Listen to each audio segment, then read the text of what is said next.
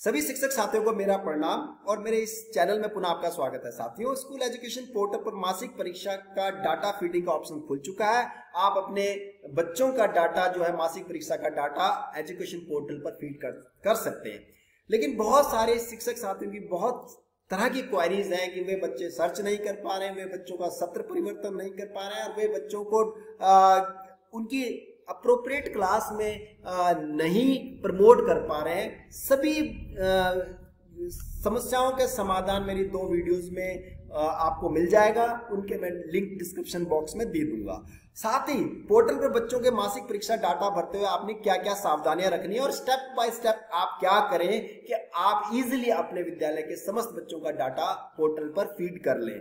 तो हम चलते हैं पोर्टल की ओर। मैंने अपने स्कूल को लॉगिन कर लिया है। तो सबसे पहले आप रेगुलर स्टूडेंट, देखिए स्टेप बाय स्टेप चलेंगे तो आपको कोई सी भी दिक्कत नहीं होगी और मैं यहाँ पर यह भी बताने का प्रयास करूंगा कि कहां पर आप गलती कर रहे हैं। सबसे पहले स्टूडेंट डिस्क्रिप्शन को क्लिक कर लें और यहाँ पर आप देख लें कि सत्र 2023-24 में जो बच्चे आपके नामांकित हैं, क्या वे बॉयज गर्ल्स और अदर्स का टोटल आपका बिल्कुल क्लियर है कि नहीं।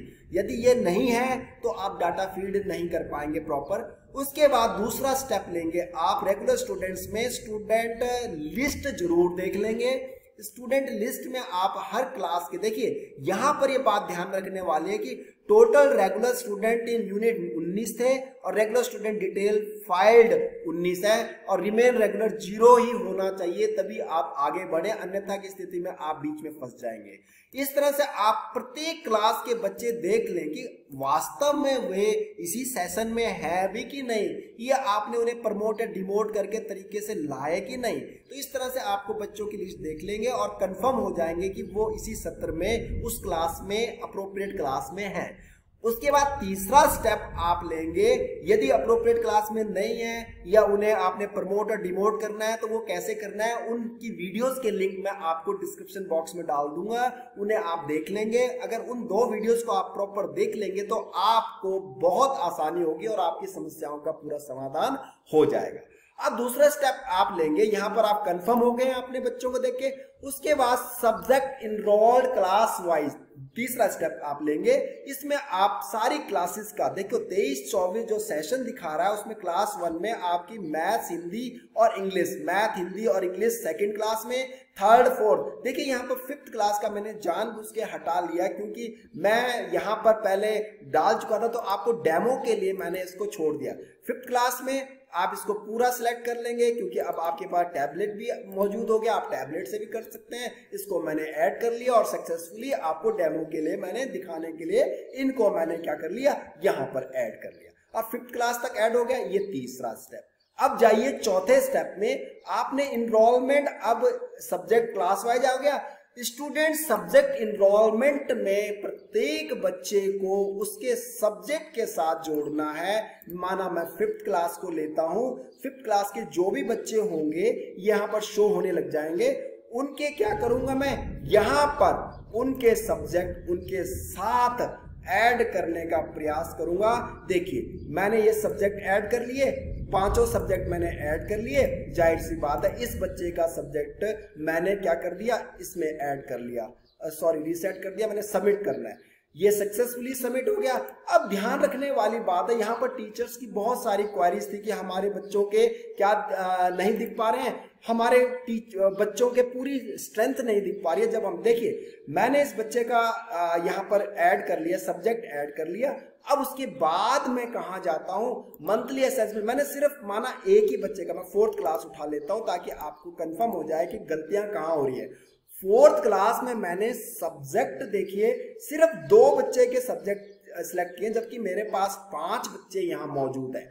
अब मैं अगर इनके टीचर सब्जेक्ट रिकॉर्ड टीचर भी ऐड करने जाऊंगा इसमें 4th क्लास के, तो टीचर मैंने क्या किया, देखिए यहाँ पर, यहाँ देखिए ध्यान से देखिए, मैंने 2 बच्चों के सब्जेक्ट ऐड किए तो यहाँ पर एक कंफ्यूजन क्रिएट हो जाता है। कहीं टीचर्स कह रहे हैं कि जो अप्रोप्रिएट क्लास में जो स्ट्रेंथ है वो यहाँ पर नहीं दिखाई दे रही।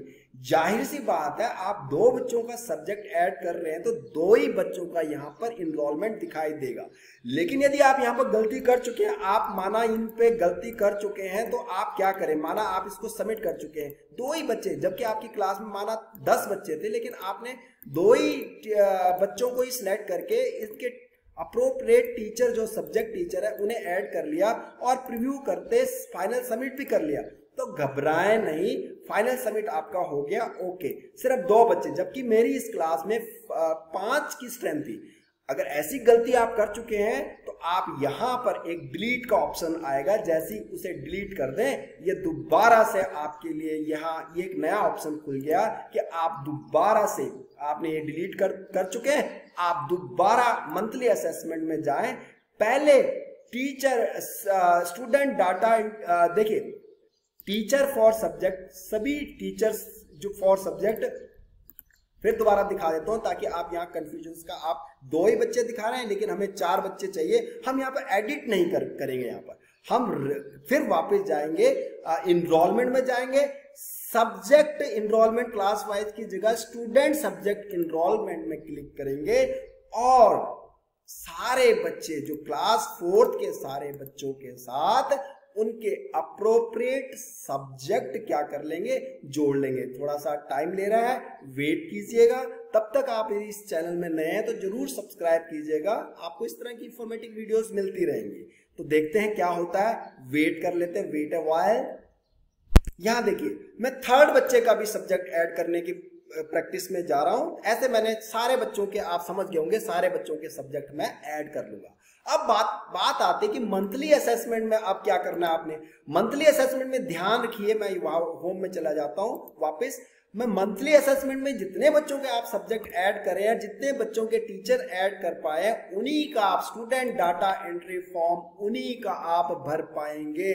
इसलिए जब मंथली असेसमेंट में आप स्टूडेंट डाटा एंट्री फॉर्म खोल रहे होंगे तो ध्यान रहे आप टीचर और सब्जेक्ट जोड़ने के बाद ही यह कार्य पूरा कर पाएंगे, अन्यथा की स्थिति में। अब देखिए मैंने 2 बच्चों का यहाँ पर सिर्फ डाटा क्या किया है, teacher as well as subject add किए हैं और उनका मैं अगर डाटा एंट्री फॉर्म खोलता हूं तो हमें देखिए क्या मिलता है, जरा इस पे गौर करें। क्योंकि मैंने उसमें टीचर फॉर सब्जेक्ट नहीं जोड़े थे तो मैं क्लास 3rd ले लेता हूं, क्योंकि मैं अगर वो प्रोसेस आगे कर दूंगा तो मैं उन पे जोड़ नहीं पाऊंगा, क्योंकि 3rd क्लास में मैंने subject as well as teacher भी जोड़ लिए हैं। तो मैं इसको फिल्ड करता हूं, फाइल करता हूं, तो आपको देखो इस तरह का विंडो दिखेगी। देखिए जैसे कि आप पहले करते आए हैं और इस तरह से आप प्रेजेंट लगाएंगे और बच्चों के मार्क्स जोड़ेंगे। बहुत से शिक्षक साथियों की क्वारीज थी कि एक में से हम एक ही मार्क्स दें, क्या आधा मार्क्स दे सकते हैं? बिल्कुल आप आधा मार्क्स दे सकते हैं, पौना मार्क्स दे सकते हैं। मैं आधा मार्क्स दे के दिखा देता हूं आपको। मैं 1 मार्क्स देता हूं, 1.5 1.5 मार्क्स दे सकता हूं, चौथा क्वेश्चन 2 मार्क्स दे सकता हूं, 5वां क्वेश्चन 3.5 मार्क्स दे सकता हूं और सेव कर सकता हूं। देखिए आप जब भी देखेंगे आधा मार्क्स, 1 मार्क्स, 1.5 मार्क्स, ये 8 मार्क्स हो गए हैं पूरे। यदि आप इसको डिलीट करना चाहे कर सकते हैं और इसको डिलीट करके दोबारा आप क्या कर सकते हैं, फिल कर सकते हैं। तो इस तरह से आप सारा जो डाटा है आपको प्रोसेस जो है A to Z वही करनी होगी जैसा कि मैं इसमें आपको बता रहा हूं। यदि आप इस चैनल में नए हैं तो जरूर सब्सक्राइब कीजिएगा। इस तरह की इंफॉर्मेटिव वीडियोस आपको मिलती रहेंगी और आपका काम आसान होगा। तो थैंक्स, और लाइक और सब्सक्राइब करना आप जरूर ना भूलेंगे, मुझे पता है। Thanks and have a nice day.